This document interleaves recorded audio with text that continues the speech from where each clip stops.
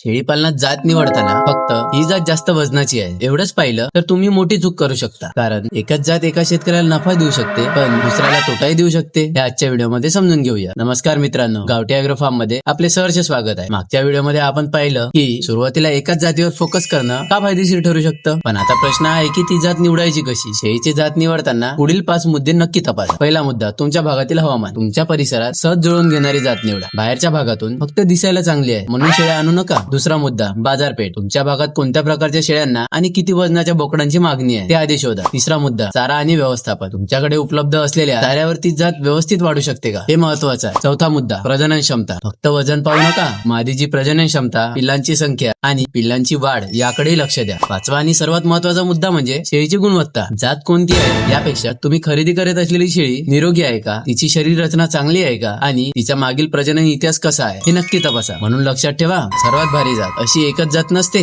तुमच्या हवामानाला, चाऱ्याला, व्यवस्थापनाला आणि बाजारपेठेला योग्य असलेली जातच तुमच्यासाठी भारी असते. आता प्रश्न असा आहे की तुम्ही सध्या कोणती जात घेण्याचा विचार करता ते कमेंट मध्ये नक्की सांगा आणि व्हिडिओ आवडल्यास व्हिडिओला लाईक व शेअर करून गावठी ॲग्रो फार्मच्या युट्यूब चॅनलला सबस्क्राईब आणि फेसबुक इंस्टाग्राम पेजला फॉलो करायला विसरू नका.